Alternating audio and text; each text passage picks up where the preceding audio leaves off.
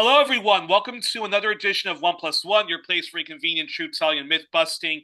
And this is our All Things Africa edition. This is a bonus episode where we're going to be exploring a bit more about Fela Kuti, his politics, and how it can be put into practice to influence the current and next generations of Pan-Africanist leftists. Because when it comes to a place like Africa, it is socialism or barbarism. And joining me to explore Fela Kuti's political philosophy and more is Abayomi Azikiwe of Pan-African Newswire and Black Agenda Reports. Abayomi, thank you for giving us some extra time to come on One Plus One to talk about Fela Kuti. You're most welcome. So, when reading and doing research on Fela Kuti and what Pan-Africanism meant to him, it is safe to say he was certainly a leftist. He was a huge admirer and advocate of the political philosophy of both Kwame Nkrumah and Thomas Sankara. We will be exploring both of those gentlemen and their countries in later weeks. Wikipedia claims the following: that Fela Kuti's own vision of Pan-Africanism was the following: that the entire continent be a united, democratic African republic. I'm curious your response to this, and my follow-up question is, what to you is Pan-Africanism leftism, and Pan-African leftism? Okay. Yes. Well, I think Fela definitely was for African unity. You could hear it in his music, in his propaganda. You know, if you went to his concerts and heard him speak, he was clearly for African unity. He did not believe in micronationalism. He was totally opposed to military rule in Nigeria. Although, as you mentioned, he had a lot of praise for Captain Thomas Sankara, who was a military leader, but a Marxist, Pan-Africanist military leader, who was attempting to transform Burkina Faso. So yes, I believe he was a Pan-Africanist. Now, in terms of my vision of Pan-Africanism, is more in line with the work of Dr. Kwame Nkrumah. If you read his writings, from Towards Colonial Freedom to his autobiography, Stride Towards his autobiography, his work around Africa Must Unite, which was submitted at the first Organization of African Unity Summit in Addis Ababa, Ethiopia. I Speak of Freedom, which came out before the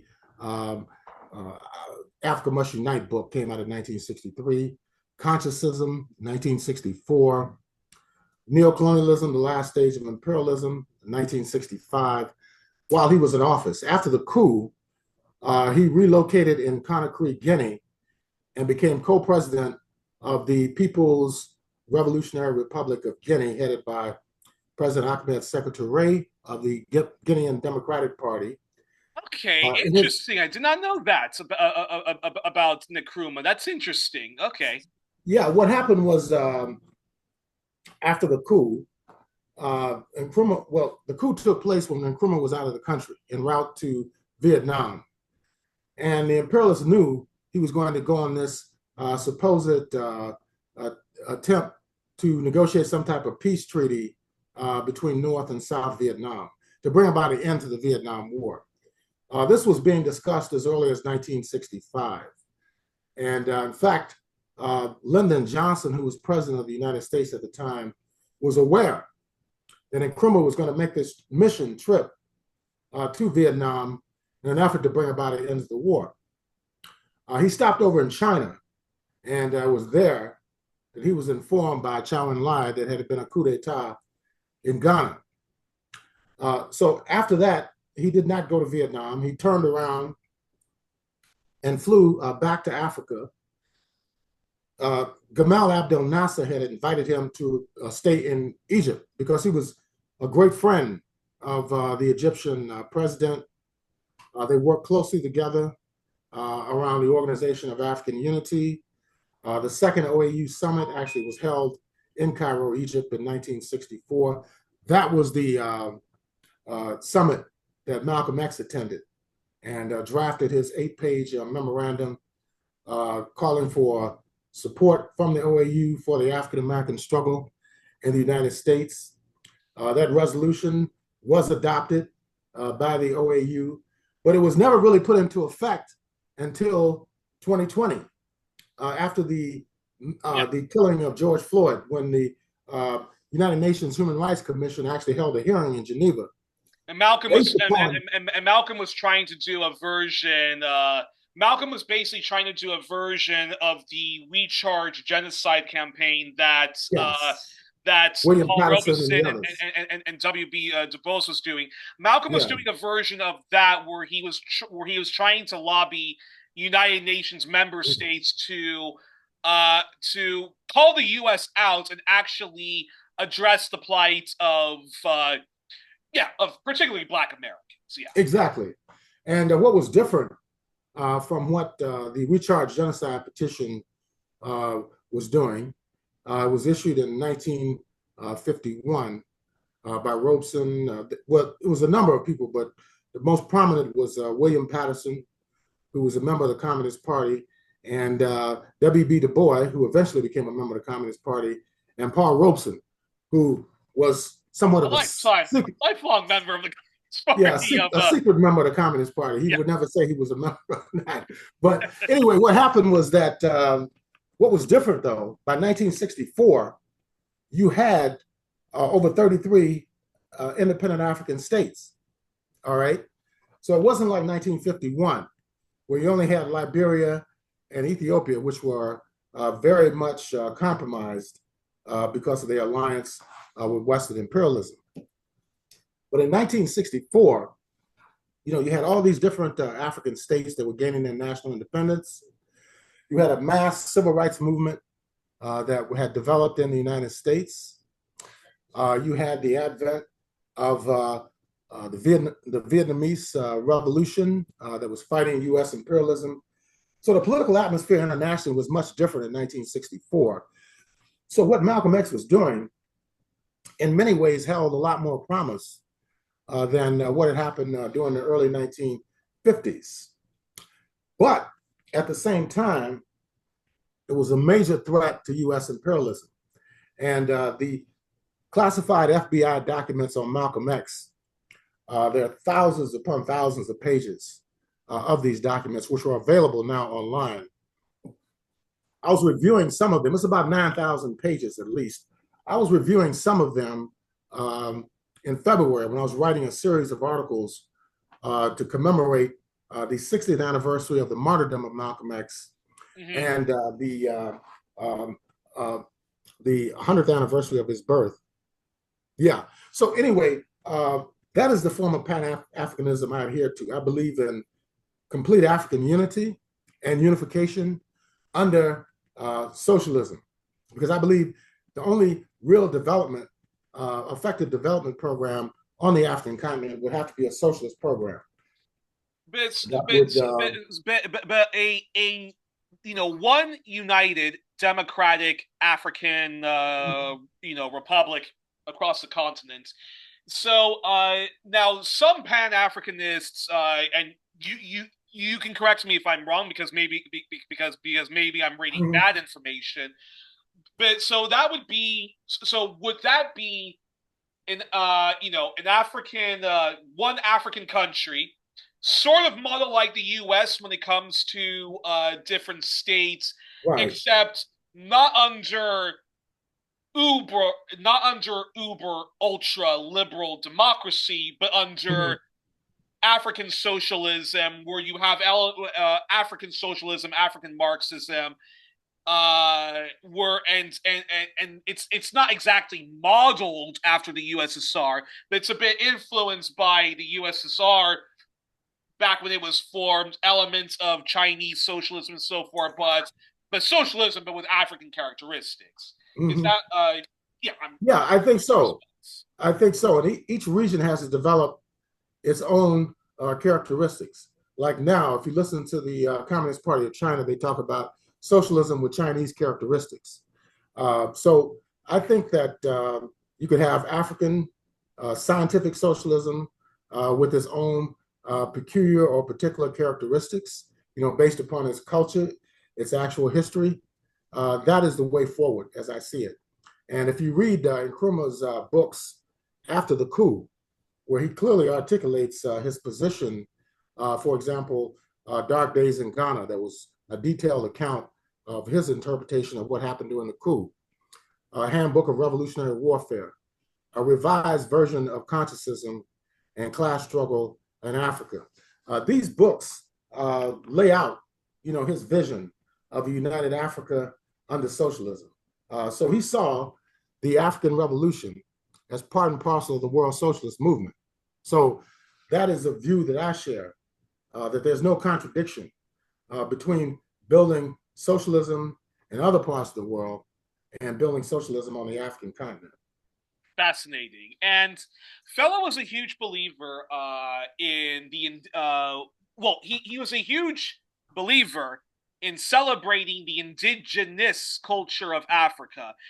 He thought Nigerians and other Africans, if they were going to be religious and honor and celebrate their identity, that had to be truly African, that it was African folklore and indigenous African religions and the customs and practices that come with that. Fela himself believes that one of the best forms of resistance Africans could do and should do was, this according to Wikipedia, he thought that the most important way for them to fight what he called European cultural imperialism was to support traditional religions and lifestyles in the continent. Kuti wrote many articles and columns for two publications, two English Nigerian newspapers, the Daily Times and Punch, and he wrote a lot about cultural hegemony and the continuing subjugation of Africans. And Fela had a lot of criticisms, even in his music, of what he called Islam and Christianity's exploitative nature, and he believed West Asia's exporting of Islam into the continent he believed it was mostly colonial, as well as Christianity from Europe, and he was even more radical than your average or even the best Pan-Africanist leftist of his time and since. I'm curious your response to that, and do you think there is a lot of truth in Fela's criticisms and grievances of Islam and Christianity being cultural imperialists and an extension of colonialism and the slave trade and part of the African Holocaust? And I'll also just close by saying, I know Diallo Kenyatta of Bro Diallo and former Black Liberation Media contributor of the widely popular Earn Your Liberations. He is one of the few outspoken Black leftist atheists, and he has said in many posts and commentaries online a version of what Fela said. But the only difference is Diallo is also critical of indigenous religions in Africa, West Asia, the Caribbeans, the Turtle Island in America and elsewhere. But here we're talking about Fela's criticism when it comes to Christianity and Islam. I'm curious your response.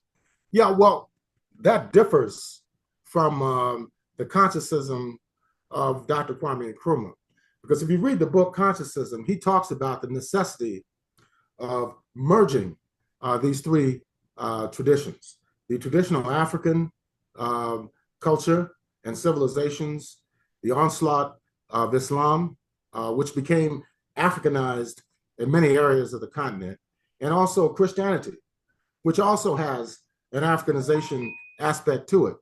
Yeah. So he felt that merging all these three conditions into a synthesis and to move it forward on a Pan-African and scientific socialist basis was the most correct position. In terms of African folklore, culture, and traditions, yes, they have to be preserved. They are valuable. We were talking about it in a previous interview about the Nok civilization terracotta art, which is valuable as far as the Europeans and the Americas are concerned. And they're still trying to get that artwork and artifacts back to the Federal Republic of Nigeria. But no, I don't agree that Islam and Christianity was all negative. In fact, if you look at the origins of the Christian church, it was in Egypt, in North Africa. And the Christian church was very strong in Ethiopia as well, and in Sudan for centuries. In Sudan, Christianity, the Orthodox Christian denominations fought the Islamic onslaught for centuries. They were eventually overcome. But yes, these struggles have been going on between religions, between ethnic groups, between social classes on the continent for many, many years. Another aspect of Fela's beliefs was in polygamy. Now, this was yes, which I actually do have a question to prepare for that, but go right ahead, talk about that. That also caused controversy, not just in Nigeria, but also particularly in the West. Because people view polygamous relationships as being inherently exploitative towards women. Yeah. So the whole idea behind him marrying, I think, 26 or 27 women, the way it was advanced at the time was that he did it to make a mockery of the criticisms by the military against him, who many of their officials were married to more than one woman. So his idea, and also when he would travel abroad with women who were part of his ensemble, they would try to put roadblocks saying, these women don't have the authority from their husbands or their fathers or their brothers to travel abroad, which, is characteristic of patriarchal societies. And even some of this patriarchy was adopted from the European colonial system. But, we could talk about that in another interview. But the point I'm making is that he did this, marrying these women in a ceremony. So when he traveled, he could say, these are all my wives. And in Nigeria, our tradition does allow for multiple or plural marriages. So, but it's controversial among people in the West, and a lot of them do have problems with him because of his polygamous lifestyle during the period that he lived, and also the fact that he died of HIV/AIDS is another aspect, and many people attribute that to his polygamous lifestyle. Well, so it's not free of controversy. His legacy, even among the left, and feminists. Yeah, exactly. In fact, let me already get to that question then. So now, sadly, both Fela and also Franco from my mom's country of the Congo, they could be quite sexist and, dare I even say, misogynoir in both their music and attitudes. Now, as you mentioned, Fela did practice polygamy, and let me just say, people have every right to practice polygamy as long as it's consensual. And if you're a single person and you have multiple romantic and sexual relations, hey, that's your life. I personally know. I personally have known people who have engaged in what's called open relations, and knowing friends who have friends that were in polyamorous relations. I think it never works because I just think people are either born to be monogamous or single and ready to mingle with anyone else. But until they find the one person, they will engage in living young, wild, and single free. Now, Fela, according to many, Fela, according to him, he said that many indigenous Africans practice polygamy, so he practiced it. He married 27 women, many of them who were his background singers. Franco, from Congo, also had relations with multiple women, but was never a polygamist or even a bigamist. Now, Fela, as you mentioned, he did sadly die of AIDS, and sadly, he was an AIDS denialist. And while Franco in his music warned about the AIDS crisis and called for listeners to be very careful. Both men died of AIDS, though Franco denied he was sick of AIDS. Fela, however, like many of today's extreme anti-vaxxers and critics of modern Western medicine. Right. He preferred traditional African medicine when he was suffering what many believed was AIDS. And this is an issue that still affects many Africans, from the most impoverished to even the ones who are extremely affluent, extremely educated, extremely privileged. This extreme skepticism of modern advanced medicine and medical treatment during the pandemic, there were many Africans that didn't want to take, the COVID vaccine, and like the AIDS nihilism, there was that problem. So, in the context of Fela, I'm curious your thoughts on his polygamy, his machismo, and his AIDS denialism, and so forth. Yeah, well, like you said, people have a right, to practice, whatever lifestyle they have. If it's, for example, consenting adults that want to enter plural marriages, that's fine.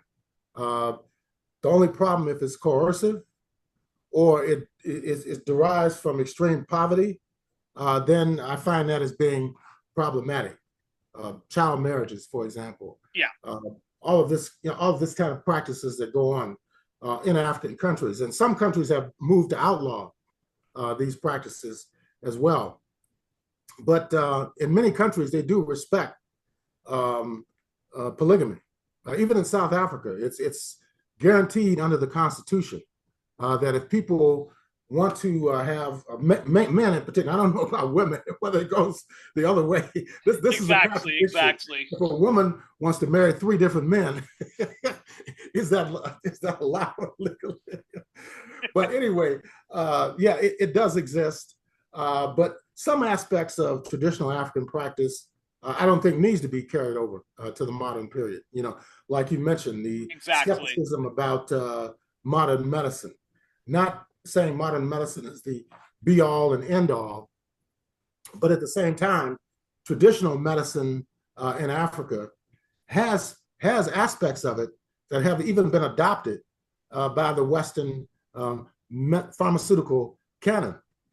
They've taken traditional herbs and remedies and incorporated them in modern day pharmaceutical industry, and they make billions and billions of dollars off of this by rebranding it or revising, these medicines, medicinal properties, and herbs, and so forth. But the whole position of being against vaccines inherently, like RFK Jr., for example, who's over the Health and Human Services here in the United States, to me is outrageous.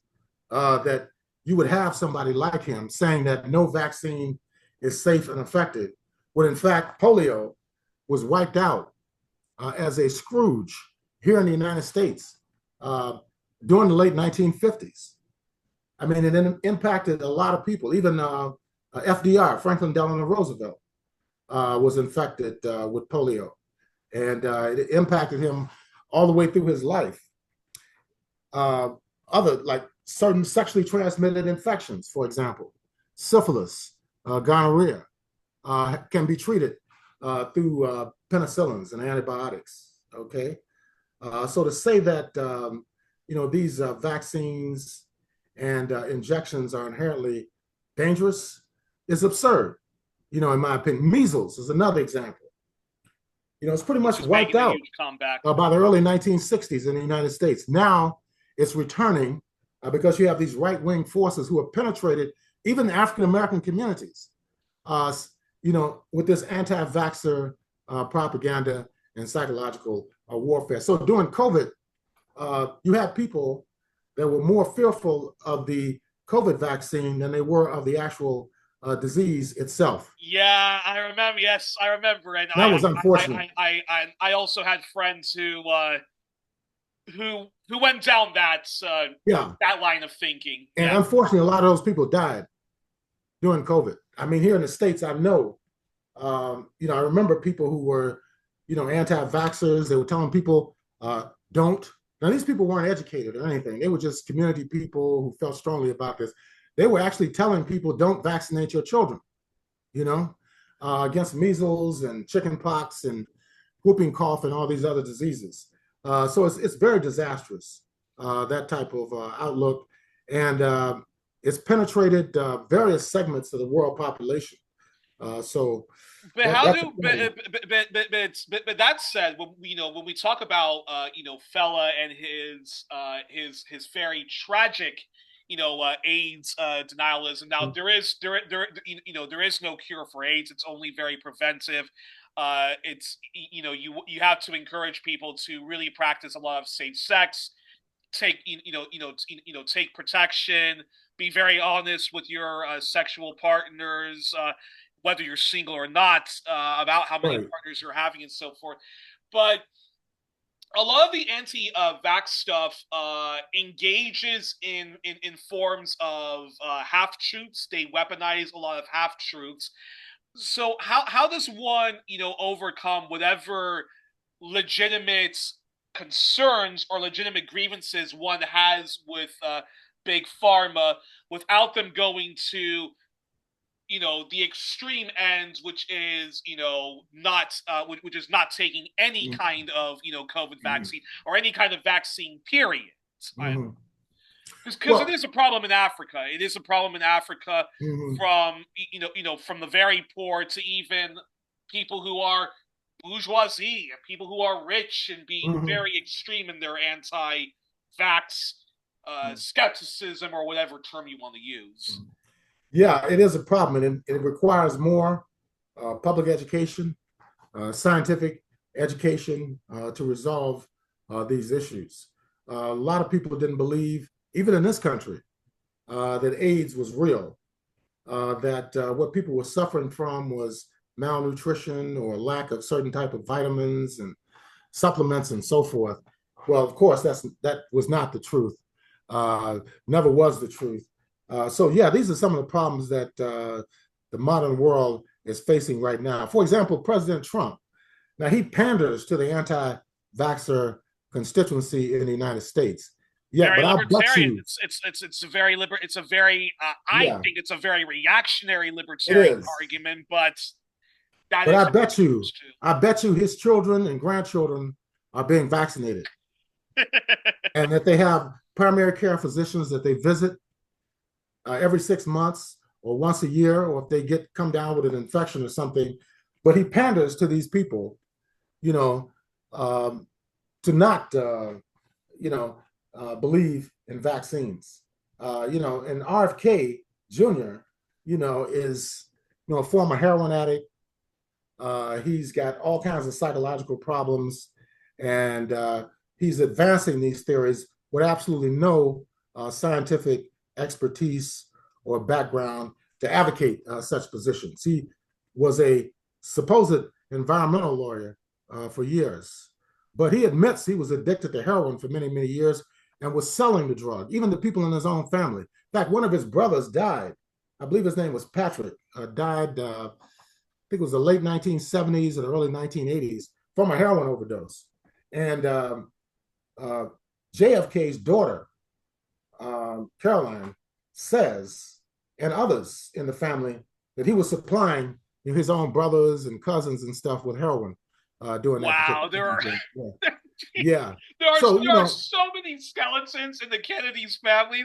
Every time I learn about the Kennedys, it's always some some pretty disturbing shit. yeah, well, But they're public. funnily enough, And so, funnily enough, one of my friends, yeah. Chris Richards, I'm often invited to come on his program, The Eclectic Radical, and Mm-hmm. he does a lot of disability rights advocacy, and he says that a lot of RFK Junior's views are very, very, ableist, very, very, eugenicist. Even though, like so many great grifters, he does a very good job of weaponizing people's legitimate grievances when it comes to how safe is a vaccine, people's mistrust of big pharma because of real life scandals that have happened with big Oh pharma, yeah. like the opiate crisis.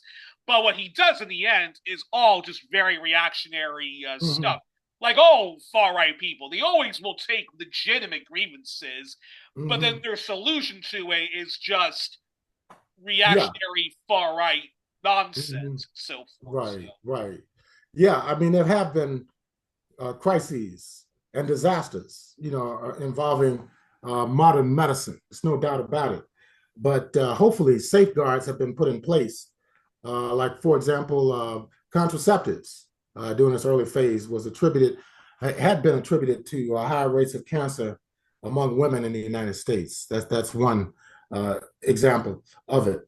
And there are others, the medications that have been shipped to developing countries that resulted in deaths of children and other people. So these are some of the problems that exist, but to just paint a broad brush over all vaccines is really incorrect. In fact, it's quite reactionary in in that regard.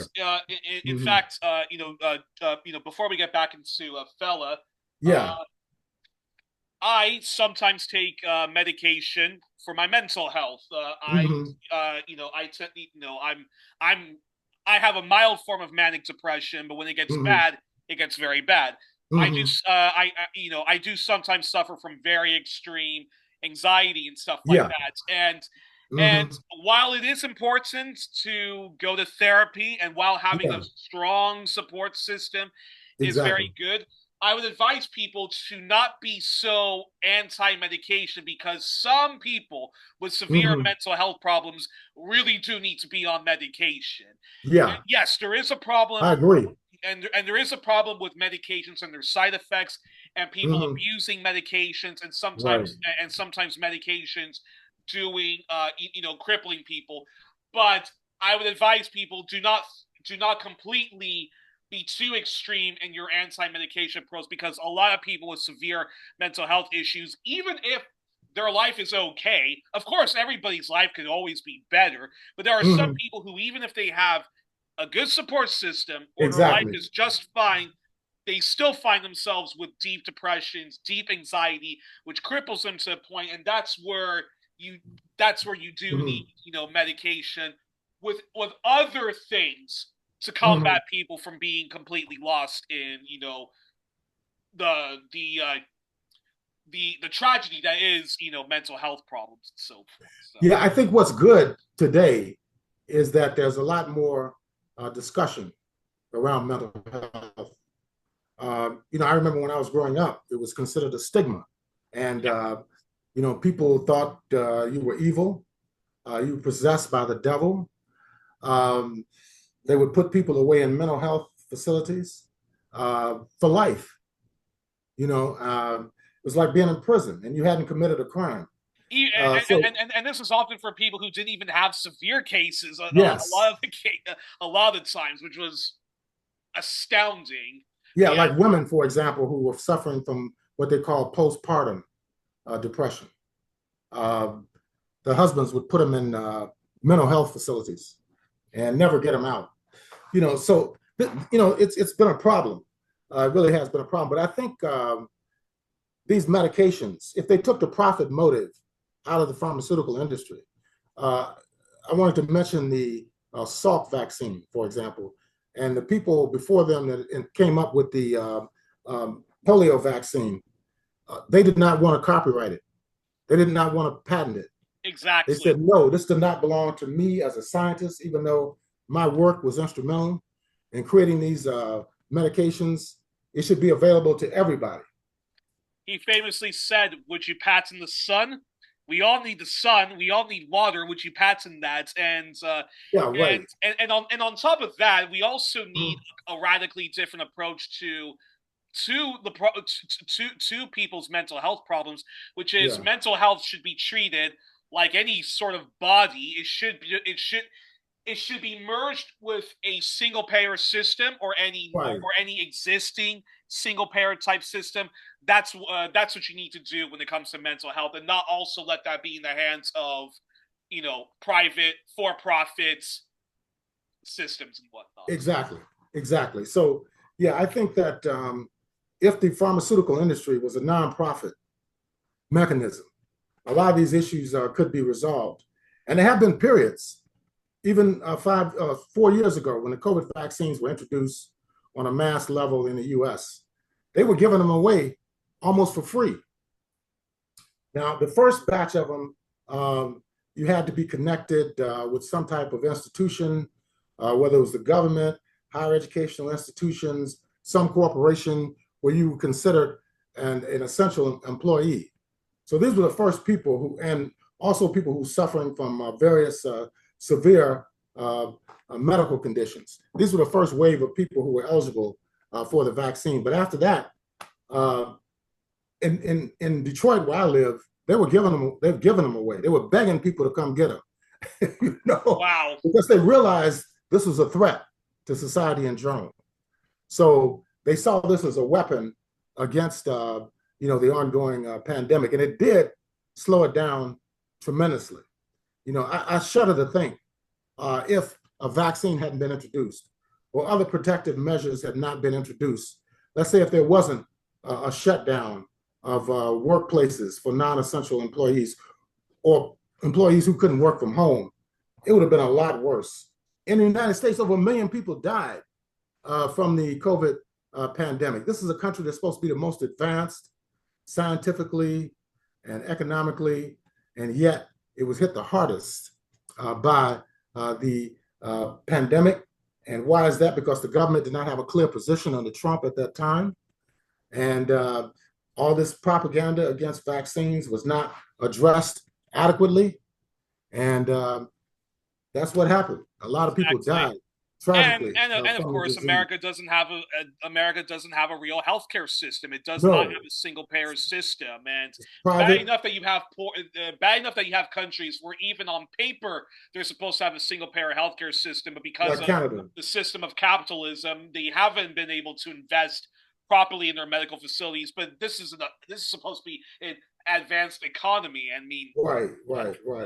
So in terms of the AIDS deaths on the continent, there were many, but it didn't wipe out the population as what was predicted during the mid and late 1980s. They were claiming that HIV would wipe out half the population in Africa. In countries like the former Zaire, now DRC, was one of the countries that were hit. New York Times did huge articles on the spread of AIDS in Central Africa. And then it hit the southern part of Africa very strong during the 1990s. A lot of people died in countries like South Africa, Lesotho, and Swaziland, Zambia. So anyway, I think that this points to the necessity of a world socialist system where you can have planning on a national and international level, where the pharmaceutical and medical industries will be nationalized, will be available to all people, irrespective of their ability to pay. And I believe this is how we can curb the problems related to the world health crisis that exists now. And it's going to worsen because of the cuts that the Trump administration has instituted on the part of the United States. Well, that's a perfect segue to this question about Fela and this discussion about Fela and his music. Now, I've been to the Congo once, and I wouldn't say it was a nice visit. Okay. What part of the country did you go to? Kinshasa. Okay, the and capital, yeah. I won't get into too much. Okay. Why it wasn't a nice visit, but yeah, there was a lot of I was going through a lot of personal problems, and there was a lot of personal family drama, which I won't get into. Yeah, right. But it's funny. I thought studying enough about Africa and seeing enough images of extreme poverty, horrible famines, warfare, watching a lot of films set in Africa, I really thought that I would be mentally prepared for the extreme poverty I would see. In just over a week and a half, I was in Kinshasa, and let me just say the following: nothing can prepare you for the Yeah, extreme poverty and the total underdevelopment of so many basic things which right. affluent and bourgeois Western societies take for granted. And the Hmm. constant chaos that you see, it's more than a culture shock. It's a huge WTF moment. And the Yeah. cons and for years I couldn't describe my experience of being to Congo to many people. But I remember when I got the chance to interview Manar Adley, the founder and editor in chief of Minpress News, Okay. and in many of her speeches and interviews, she often talks about when she was just a little younger than a teenager. Her family moved her and her siblings to what's left of occupied Palestine, what's called the occupied territories, and Yeah. she witnessed systemic human rights abuses, the impoverishment of her people. And she said when her family moved her back to Minnesota, she developed PTSD and had a very hard time seeing the contrast of living in a place like Minneapolis and then a Hmm. place like East Jerusalem, Gaza, and the West Bank. And Yeah. it took a while getting used to being back in a place like Belgium when you see such despair and disorientation in Kinshasa.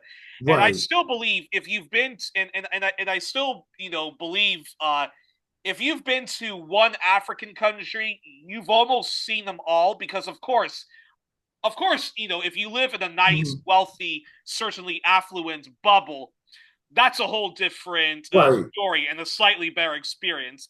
Hmm. So that leads to this. So when I listened to Fela's two-part song "Confusion," Yeah. and let me just read to the audience. The lyrics. Uh, Okay.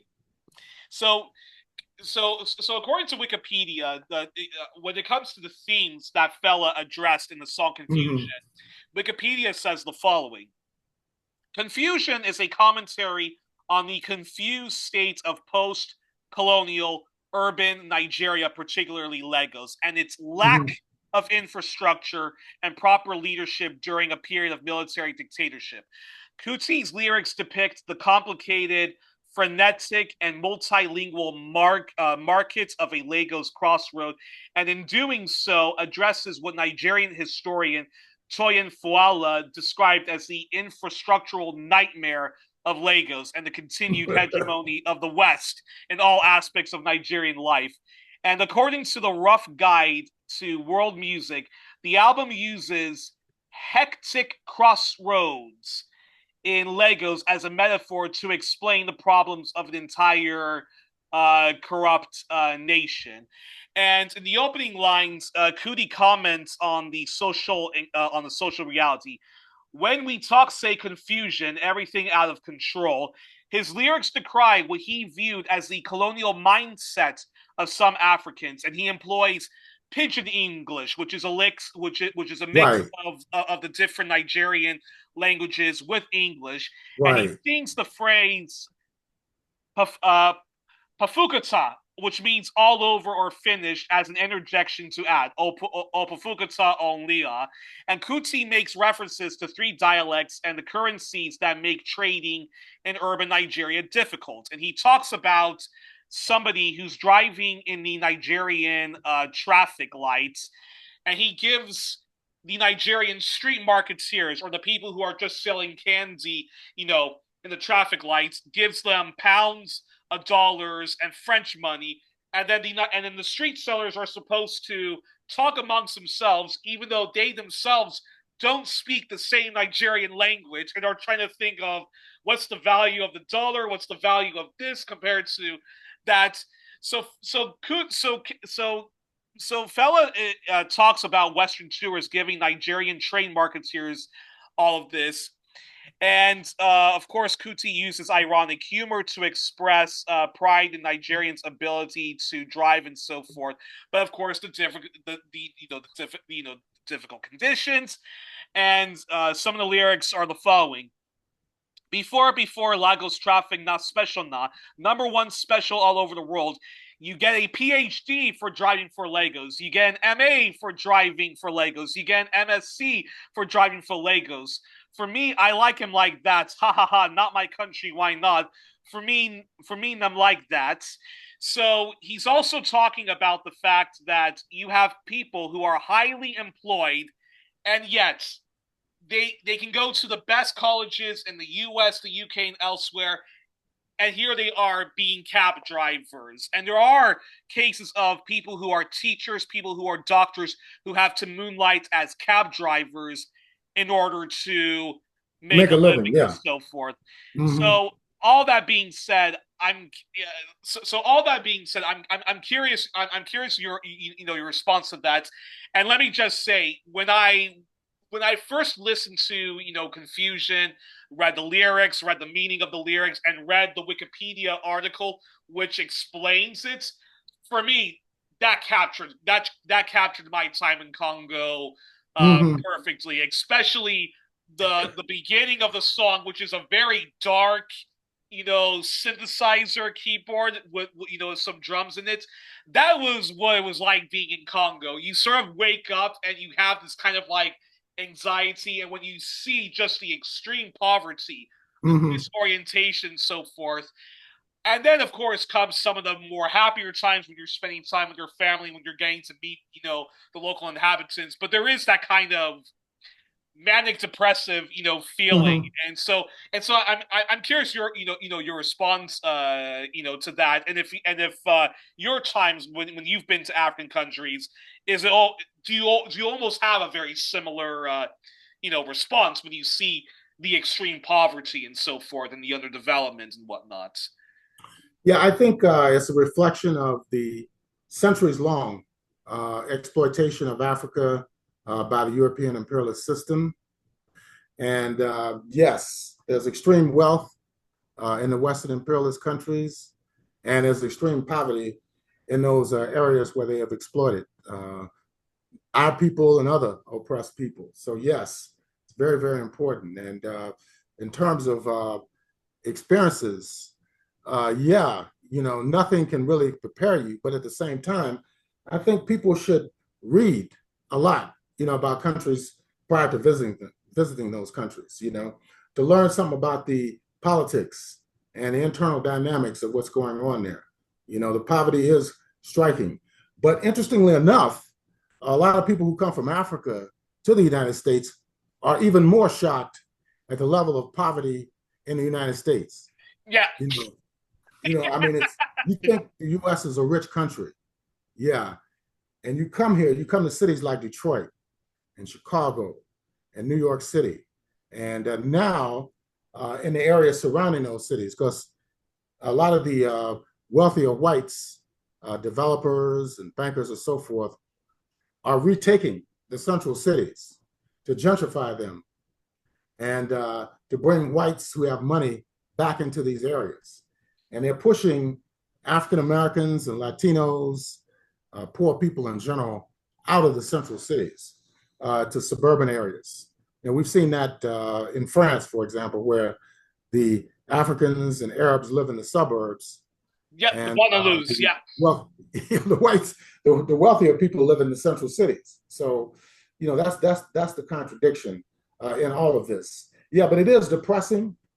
To have to witness all this poverty, whether it's in Africa or whether it's here in North America, the type of disparate levels of income, the repression on the part of the state against people, and the fact that nothing's really being done about it, it is quite frustrating. So I think it's a worldwide problem.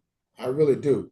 And we've seen majority Black cities like Memphis, for example. You could have 5 Black cops beat another Black man to death and be acquitted through the mechanisms of the unjust so-called criminal justice system, which is a system of injustice.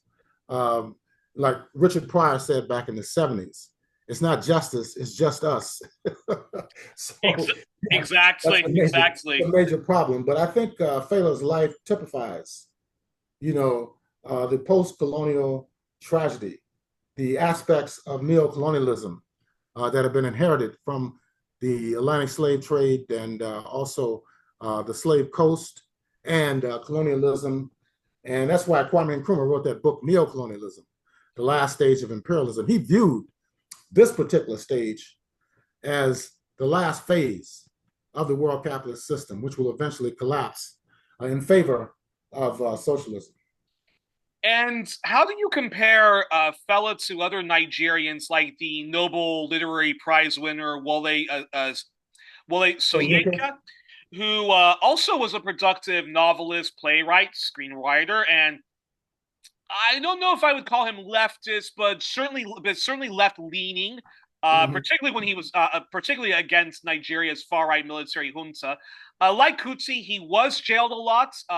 He fled the country when Sani Abacha held power and did solidarity work with the Ogoni people when Ken Saro-Wiwa was alive.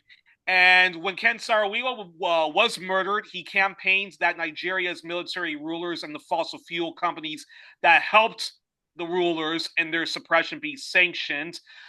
And I watched a documentary that CGTN Africa did about Franco of Congo DRC. And there's lots of criticisms to be made about Franco, not only his close ties with Mobutu, although he did do several protest songs, which he was jailed for, but the relation was much more Exactly, the relation was much more harmonious compared to Fela and Wole's with the Nigerian far-right junta. So, how do you compare Fela to other Nigerian rebels, and how do you compare him to someone like the late Franco, the late Mariam Makeba, Cesaria Evora, Salif Keita, Richard Bona, and other African artists, no matter where they come from the continent, past and present? I'm curious your response. They were pioneers, and their work will live for many, many years into the future. Franco, his music is phenomenal, and he was productive as well, releasing numerous singles and LPs. Yeah, he's an enormous figure in terms of African history, both prior to the independence of Congo and even after. I think he formed his first band around 1956. OK Jazz, which was named after a club that he had performed. Right, TPOK Jazz, and it was phenomenal. The work that they did, it'll live on. It'll live on. But in terms of the artists in the form of Zaire, I don't think they had much of a choice. If like, for example, in the early phase of Franco's music, and also Dr. Nico and others, was much more progressive. But then after 1960, 1961, they had to toe the line, so to speak. And when they got out of line, a lot of times they were arrested and jailed, So when they came out, they had to sing the praises of the dictator in order to function professionally inside the country as well as internationally. But a lot of them went in exile. People from Congo, for example, went to Tanzania and Kenya and developed careers there.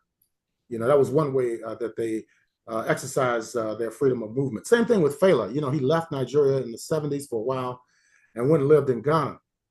But also the differences. I think the differences when it comes to Fela and somebody like Franco or whomever else who did engage in protest music. I remember watching. I remember watching a program Tariq Ali did back when he had his program on Telesur. He interviewed an anthropologist who studied Congo, and he said when the Congolese do a protest song, or when they do a song about some everyday issue, they use a lot of symbolism and a lot of metaphors to sort of hide the fact that we are talking about this person, but we're not gonna name them. Whereas Fela names protesting. You could hear it. Them. Hey, you could hear it, and it lives to this day. That's why he was targeted so viciously by the military regimes in Nigeria. Now, after his death in 1997, I believe, um, later on in the 2000s, the 2010s, there was a musical that was developed that toured the United States. It came here. I first saw it in New York City Yeah. in 2010. It's called Fela, and it was a phenomenal musical. And I did an interview with one of the directors of that play, and he told me that they did take it to Nigeria, and it was welcomed there. Now, this was long after the military regimes had disappeared, and I guess there was a feeling that they missed out on a lot, by persecuting him as an artist, and among certain elements in Nigeria, he's considered viewed negatively, for various reasons. And is that because he was so outspoken? Yeah, his polygamous lifestyle. To quote Solomon Kamajan's own book, unapologetically outspoken. Fellow was unapologetically outspoken. Exactly. So, which is actually looked down upon in Congo. In Congo, you're allowed to give your opinions. You can even be very critical of whatnot, but you're not allowed. Certainly, in my mother's world, you're not allowed to be. You're not allowed to be a Glenn Ford. You're not allowed to be a Solomon Kamajan. You're not allowed to be a Bruce Dixon. Yeah. You're certainly not allowed to be a Fela Kuti, where you're also as equally outspoken against your fellow Africans for whatever legitimate reasons and so forth. Yeah, but a lot of those folks, the ones that didn't leave the country, pretty much were forced into following the line of the government. Which is unfortunate, but that's what happened. Same thing with Tabule Rashru, who was another prominent Congolese musician who had been earlier played with Nico Kasanda, and others during that particular. They had a group called African Jazz. That was in the late 50s, early 60s. That broke up. They had African Fiesta, was another one. All of these recordings are available now on YouTube and other streaming platforms, and shows the creative genius of African people under extreme adversity, even under colonialism and neo-colonialism, produce excellent artwork. So. But then, how do you compare Fela to Wole Soyinka? And your response. I don't know. I mean, they're both Nigerians. Wole Soyinka opposed the Biafran War. I think he was jailed. He went there as some effort to try to open up some type of dialogue for peace. After the war, Fela had done some concerts and musical events that brought together musicians from the South with those of the West. Yeah, I think that was good. But Soyinka, he tends to be more elitist in his approach. That's what I've detected. And he's an artist. He's a novelist, and he talks about different aspects of the Nigerian society and so forth. But at this stage, at his age, I don't view him as a revolutionary at all. Okay. Yeah. Did he ever speak out against the Obama administration, or was he noticeably silent? I never heard him speak out against the Obama administration. I know he spoke out against Sani Abacha and the military coup that took place in 1993. He even came to Wayne State University here in Detroit, where I used to work, and gave a big lecture there and so forth. Then, of course, they reinstituted civilian government. But I don't think he's overly supportive of the political system that exists now in Nigeria. Most people are not. I think it's largely based on corruption, economic exploitation, environmental degradation, and that has to change. It has to change in the DRC, has to change in Nigeria and other countries throughout the African continent. Second to last question. Second to last question is this. Fela's two, I wrote songs, but no, Fela's two sons, mm-hmm. Soin and Femi, are both fairly popular musicians in their own rights. Mm-hmm. They tour globally. They've had their success and also have a large body of work. And from what I've listened to in interviews, they seem to be very like-minded to their dad in terms mm-hmm. of his leftism and Pan-Africanism. But in terms of outspokenness and much more, very restrained, much more modest, dare I even say more apolitical, but still very fairly left-leaning, but still very more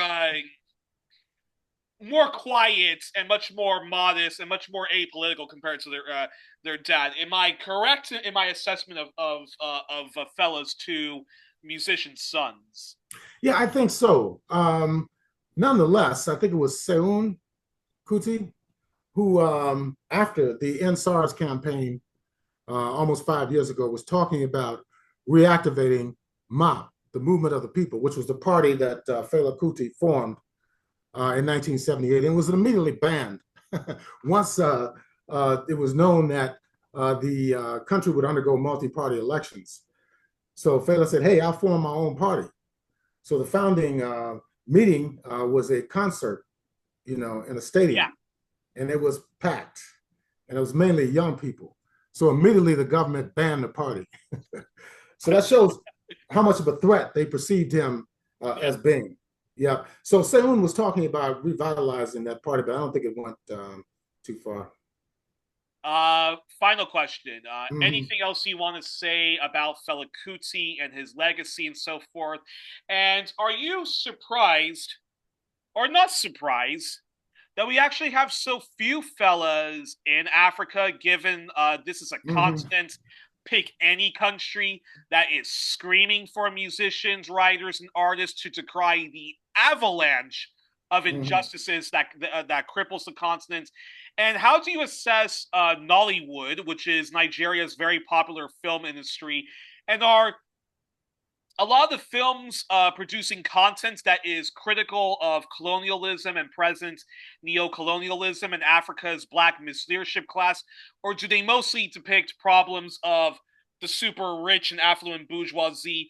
I know I saw a film based on a Nigerian novel set during the post-colonial early days of independence and the Biafra Wars called Half of a Yellow Sun, based on a Nigerian novel, which was actually very critical of African male machismo, adultery, and strongly indicts the Nigerian government's brutal war in Biafra.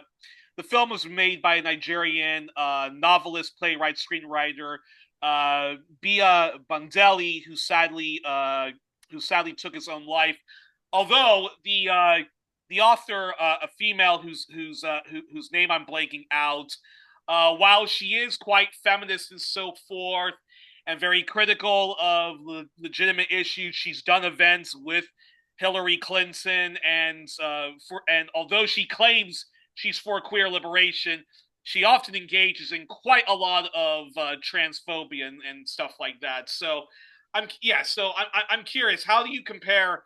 Yeah, why so few Felas today, and what's your assessment of Nollywood and a lot of the musicians, not just of Nigeria but of the continent in general?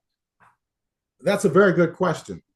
And in terms of music, the music is different now than it was in the immediate post-war, World War I, post-World War II period.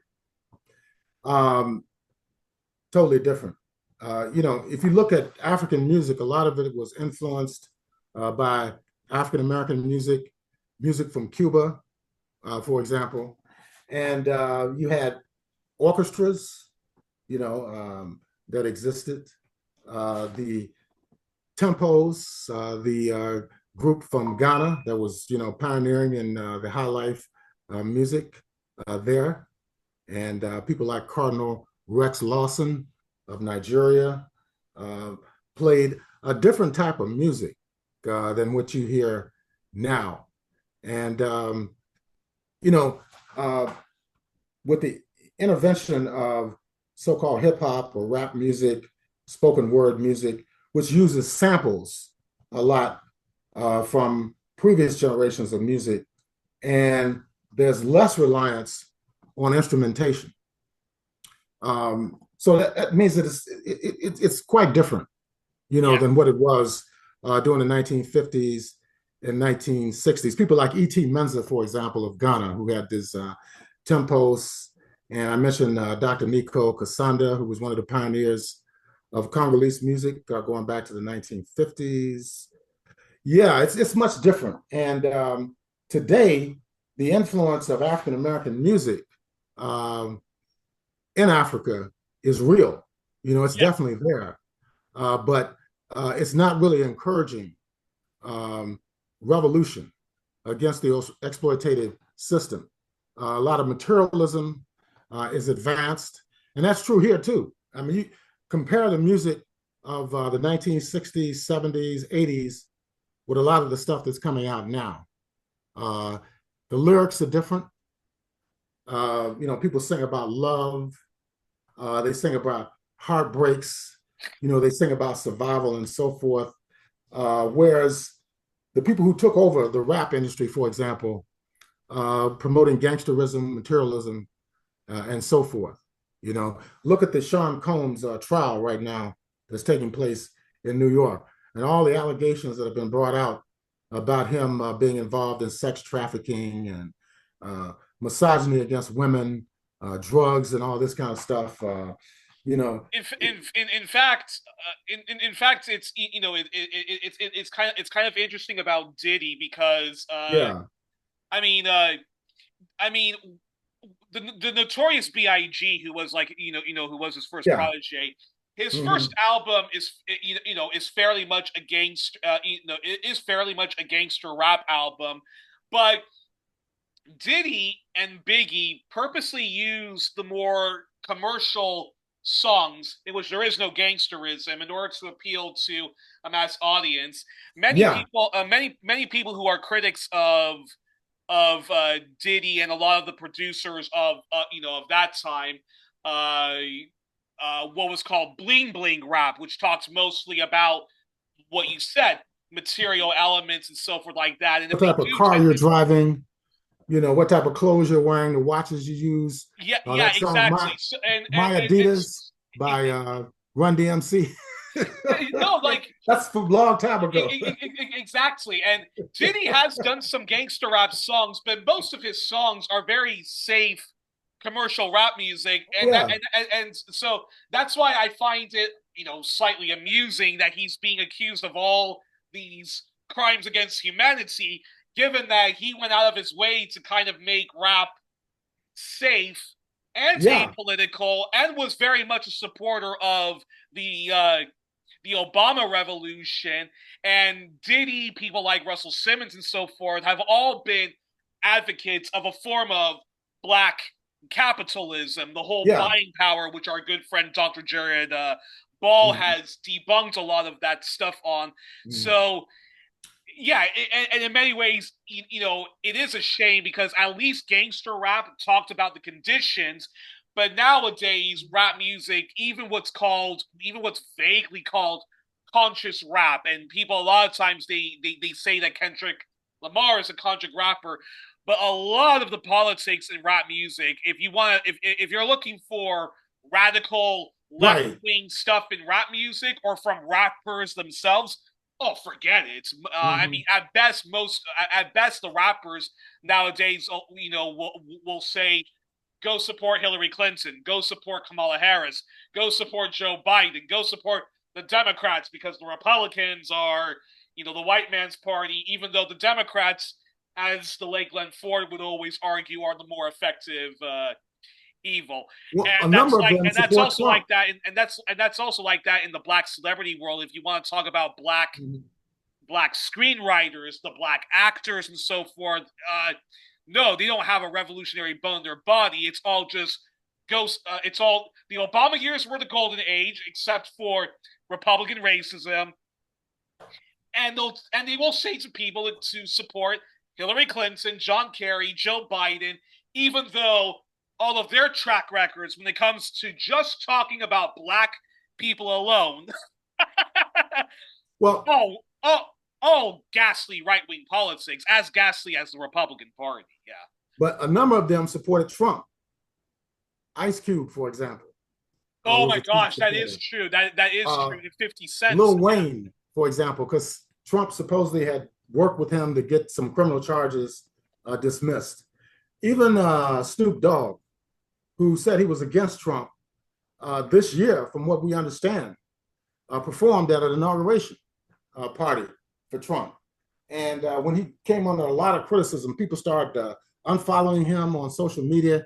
He said the only reason he did it because Trump had pardoned one of his buddies, I guess one of his Crip colleagues, from back in the day. And yeah, that's a tragic, very, very tragic situation. But Russell Simmons, I don't hear too much from him now, but he was a major player in the industry.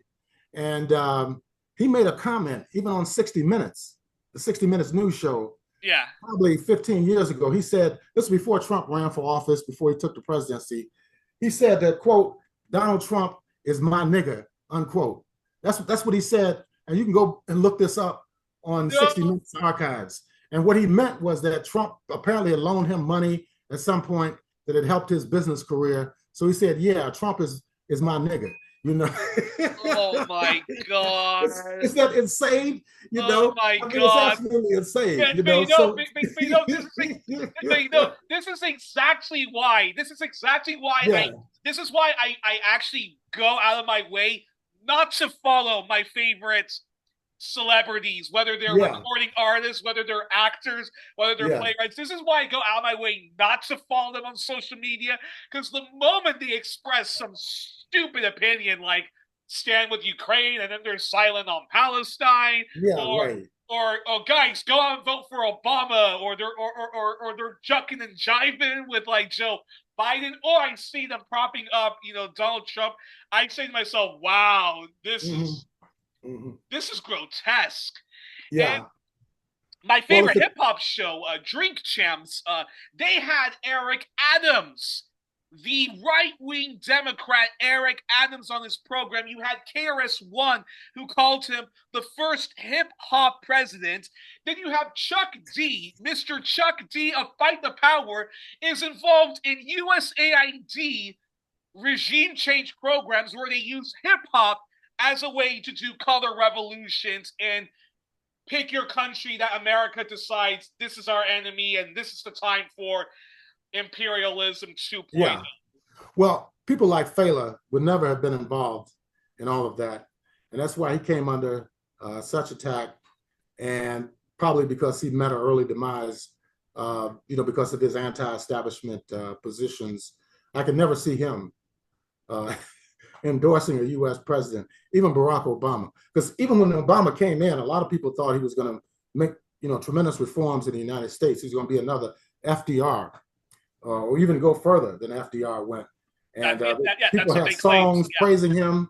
Even Congolese, had that. I think it was Mbilia Bell had a song or something about Obama, but it was soon uncovered that he was not sincere.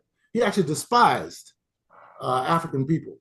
Very much so. He talked about Zimbabwe, how corrupt. You can't blame all the problems on Zimbabwe on colonialism.